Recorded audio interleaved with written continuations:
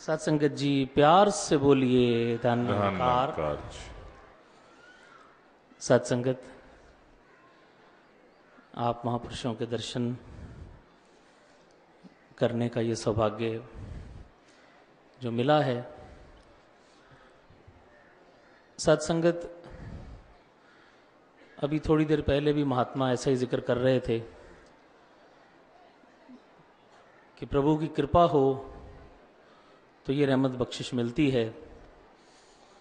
सत्संगत, दास सुन रहा था, दास के मन में यही विचार आ रहा था कि बख्शिश करो कि प्रभु की कृपा को भी हम अपने हिसाब से डिफाइन न करें, क्योंकि सत्संगत प्रभु की कृपा ही हो रही है जो कुछ भी हो रहा है। मैंने अपने मुताबिक कुछ चीज़ों को प्रभु की कृपा का नाम दे दिया, कुछ चीज़ों को प्रभु का प्रकोप कह दिया। ये प्रकोप करना तो जानते ही नहीं, इनका स्वभाव ही नहीं है। ये सज़ा नहीं देते, ये सिर्फ बख्शनहार हैं, ये जज नहीं है। मेरी गलती है, मैं ऐसा कह देता हूं। इनके पास सत्संगत जिसे सरापा कहते हैं, सर से पांव तक सिर्फ रहमत ही रहमत है, सिर्फ कृपा ही कृपा है। ये आए ही दुनिया में इस काम से हैं। अब आगे जो ये अपनी कृपा से अपने ढंग से जो कर रहे हैं, वो फिर कहीं मेरी परिभाषा पे पूरा उतरता है, कहीं मेरी परिभाषा पे पूरा नहीं उतरता। जो मेरे मुताबिक हो जाता है वो प्रभु कृपा हो जाती है, जो मेरे मुताबिक नहीं होता उसका मैं कोई ना कोई कारण ढूंढता हूं, और कोई कारण ना मिले तो खुद को कारण ढूंढता हूं, अपने कर्मों को दोष देता हूं, कोई कारण ना मिले तो परमात्मा पे ही गिला कर देता हूं, किस्मत को कोस लेता हूं। किसी ना किसी तरह अपने आप को ही उस उधेड़ बुन में खुद ही डालता हूं, खुद ही निकालने का प्रयास करता हूं। और मालिक हंस रहा होता है कि तू करता रहे भाई, ये जोड़ तोड़ करता रहे। लेकिन सत्संगत, जो इन सभी सोच विचारों से परे हट जाते हैं, सादा हो जाते हैं, वो बच जाते हैं। बात कई बार सुनने में देखने में बहुत हास्यप्रद लगती है, लेकिन मर्म बहुत बड़ा होता है। आप जानते हैं सत्संगत, हमारे प्रेमी गीतकार जी डफली वाले, वो एक बार, बहुत पुरानी बात है, हुजूर सच्चे पातशाह बरामदे में खड़े थे, नमस्कार चल रही थी। बच्चे उनके छोटे छोटे थे, 3 बच्चे, तीनों बेटों को साथ में लेकर आए। सत्संगत, दुपट्टा भी हाथ में था बच्चे के, प्रसाद का डब्बा भी था। अब वो रोजाना हर वक्त वहां रहने वाला महात्मा अपने परिवार को साथ में लेकर आया था, तो हम सब जो पास में खड़े थे, हमने भी पूछा क्या बात है प्रेमी जी, कोई खुशखबरी? बस महाराज बड़ी बख्शिश है, बड़ी कृपा है। बाबा जी के पास ले आए, सत्संगत बाबा जी को नमस्कार कराई, और जैसा उनका अंदाज था बात करने का, अपने बच्चों को कह रहे हैं, कहते बेटा दुपट्टा डालो, हाथ जोड़े, दुपट्टा डाला, बेटा प्रसाद प्रसाद। तो बाबा जी ने पूछ लिया, हाँ भाई क्या हुआ? बाबा जी आप जी की कृपा से तीनों फेल हो गए।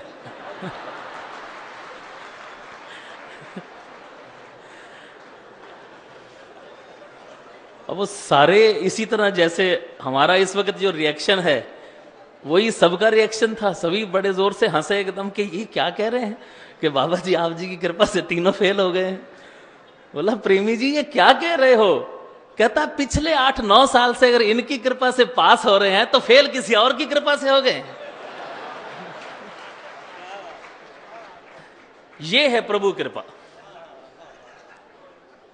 ये है नजरिया सत्संगत, ये है अंदाज। मेरा विश्वास तो ये होना चाहिए कि फेल भी तेरी कृपा से, पास भी तेरी कृपा से। हमने क्या लेना देना इन कर्मों में? तूने वो उस वक्त ये किया होगा, उसका दिल दुखाया होगा, वहां ये नहीं किया होगा। साधारण हो जाएं तो बच जाते हैं। भले ही फिर दुनिया में कुछ चीजें साबित भी हो जाती हैं, कुछ नहीं भी होती, उस चक्कर में हमने क्या लेना देना है। जो हो रहा है तेरी कृपा से हो रहा है, तो फिर ऐसा तो हो ही नहीं सकता। दास को याद है एक बार बहुत पुरानी बात, जो पुरातन महात्मा इस समय सब यहां बैठे हैं वो जानते हैं कि समागम की एक बार समस्या थी। 60s की बात है साथ संगत, ये कि ये युग पलटाना चाहता है। पुरातन महात्माओं को सबको याद होगा, ये युग पलटाना चाहता है, ये समस्या थी। तो दास के डैडी जी शौक साहब स्टेज चला रहे थे उस कवि दरबार की। साथ संगत सबने अपना अपना वो मुशायरे का दौर हुआ करता था। आप सभी उन सभी पुरातन महात्माओं से वाकिफ हैं। कहीं कमला जी हैं, तो कहीं साकी जी हैं, तो कहीं अलमस्त जी हैं, तो कहीं साथ संगत महरम जी हैं, तो शांत जी हैं, तो मान जी हैं। साथ संगत वो सारा का सारा उस तरह हर महात्मा कविता पढ़ रहा है, और पढ़ते पढ़ते साकी साहब का नाम लिया, और उसके बाद अंतिम जो रचना थी वो कमला जी की हुआ करती थी, हम सब जानते हैं। तो साकी साहब ने अपनी कविता, अपनी गजल पढ़ने के बाद कह दिया कि मैं ज़हमत सुखन दे रहा हूं शौक साहब को, कि इससे पहले के इख्तिताम को पहुंचे, वो उर्दू उनका एक खास अंग हुआ करता था कि आज का ये मुशायरा, ये कवि दरबार खत्म हो, कमला जी की कविता से पहले मैं गुजारिश करूंगा कि जनाब शौक साहब आए और वो भी अपना कलाम पढ़े। स्टेज पे आए, खड़े हुए, कहने लगे साध संगत इस वार ते समस्या दे नाल राबता ही कायम नहीं होया। साढ़े बड़े हैरान हुए कि शायद क्यों नहीं, बड़ा जोर लगाया है पर समस्या दे नाल दास दा राबता कनैक्शन नहीं बनया। ये युग पलटाना चाहता है। इक्को शेर होया है, वो आप जी दे चरना च रख देना। और साथ संगत वो शेर क्या था कि जे ए चावे तां एक छिन भी नहीं लगदा युग दे पलटन विच। क्या बात। जे ए चावे तां एक छिन भी नहीं लगदा युग दे पलटन विच। हैरान हां किदां मन लवां ए युग पलटाना चाहता है। वाह। साथ संगत ही हम इसकी तारीफ कर रहे हैं कि जाने जाने में बेइज्जती कर रहे हैं कि ये युग पलटाना चाहता है पर पलट नहीं रहा। ये बहुत बड़ा सवाल है। हम यहां खड़े होकर कहते हैं कि सतगुरु अमन का संदेश वाहक है, दुनिया में अमन फैलाने आया है। क्या उस समय हम ये भूल जाते हैं कि अगर दुनिया में अमन नहीं हो रहा तो क्या ये सतगुरु की हार है? नहीं। साथ संगत दास पुरजोर तरीके से यह कहना चाहेगा कि यह सतगुरु का खेल हो सकता है, हार नहीं हो सकती। ये दुनिया का मालिक है, सर्वशक्तिमान है, ये जो चाहे कर दे। अगर फिर भी नहीं कर रहा तो उसके पीछे कोई कारण होगा जो मेरी समझ से बाहर है। मेरी समझ कम हो सकती है, इसकी ताकत कम नहीं हो सकती। इसकी रजा के बिना पत्ता तक नहीं हिलता और गोलियां चल जाती हैं, बम चल जाते हैं। ऐसा नहीं हो सकता। ये सेल्फ कॉन्ट्राडिक्टरी स्टेटमेंट्स हैं। वो उन 3 बच्चों में से जिनको लेके प्रेमी जी आए थे, उनमें से एक बच्चा इधर अपने स्टूडियो में काम करता है। वो बच्चे से मैंने एक दिन बात करी साथ संगत, तो उस बच्चे ने कहा कि महाराज उस वक्त भले ही वो बात समझ में ना आई हो, आज समझ में आती है कि आपकी कृपा से तीनों फेल हो गए। कि उस वक्त अगर मैं पास हो जाता तो पता नहीं मैं पढ़ लिख के कहीं और ही कहीं क्लर्क लगा होता, कहीं नौकरी कर रहा होता। मैं वो नहीं पढ़ पाया तो मैंने ये ट्रेनिंग ली, आज मैं बाबा जी की सेवा कर रहा हूं। तो इनकी कृपा से फेल हुआ मैं उस दिन, और आज मेरे को इनकी सेवा मिली। हम नहीं जानते साथ संगत कि आगे मेरी स्टोरी क्या है, आगे मेरी कहानी क्या है। मैं परेशान होता हूं, मेरा बच्चा पढ़ नहीं रहा, बच्ची की शादी नहीं हो रही, ये नहीं हो रहा, वो नहीं हो रहा। साथ संगत दास समझ सकता है कि ये मानसिक चिंताएं, दुनियावी चिंताएं इंसान को घेर लेती हैं।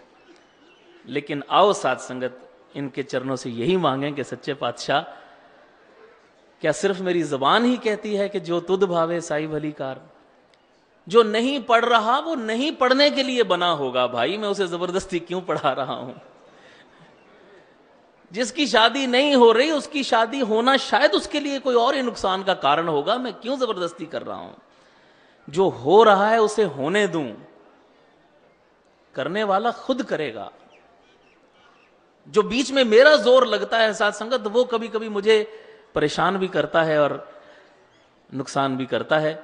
बख्शिश करो साथ संगत कि जो ये कर रहा है आज साथ संगत, वो कई SMS का जमाना है, फेसबुक का जमाना है, BBMs का जमाना है, जल्दी से हर चीज कम्युनिकेट हो जाती है। तो एक इसी तरह का एक मैसेज आपको भी कहीं ना कहीं जरूर आया हो ऐसे ही एक उदाहरण के तौर पे ध्यान में आ गया कि एक मैसेज आया कि जी सक्सेस इसे कहते हैं कि 1988 में सचिन तेंदुलकर साहब अपनी 10वीं कक्षा में फेल हो गए थे और आज महाराष्ट्र बोर्ड में 2009 में सचिन तेंदुलकर साहब के ऊपर एक चैप्टर है जिसे बच्चे पढ़ते हैं उसी क्लास में। अब उस दिन जिस दिन वो फेल हुए होंगे उस दिन तो कहा होगा बड़ा नालायक बच्चा है भाई, उनके माँ बाप ने भी कहा होगा शायद पता नहीं क्यों नहीं पढ़ रहा, ये पढ़ता नहीं है, बाबा जी कृपा करो। वो बना किसी और काम के लिए था, उसे सचिन तेंदुलकर बनना था, हमें क्या पता किसकी क्या कहानी है, आगे जाके क्या होना है। मैं पहले से उसको डिफाइन कर देता हूं, ये वरदान है, ये श्राप है, ये कृपा है, ये प्रकोप है, ये इनाम है, ये सजा है।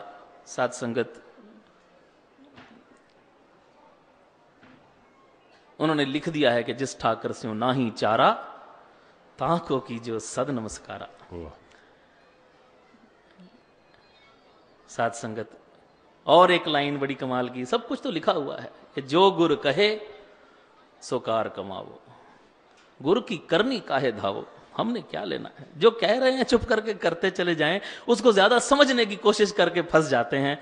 ये बुद्धियां, ये अकलें, ये सियाणपें, ये साथ संगत अकलां सोचा पहुंच ना सकन, मेरा दी बेहदी ते मेर करे जे आप स्वामी, रंक बहा दे गद्दी ते। कौन पूछने वाला है, इनको समझा नहीं जा सकता।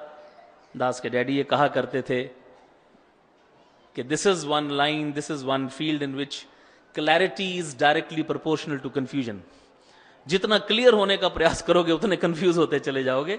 इसलिए सब अकल सियाणप छोड़ के पोले पा मिले रघुराया, चतुराइयां किने ना पाया। ये इंटेलेक्ट की बातें, ये चतुरता की बातें बख्शिश करो साथ संगत, इनको छोड़ के इनके सामने संपूर्ण समर्पण हो जाए, आसान हो जाती है जिंदगी, आनंद ही आनंद हो जाता है।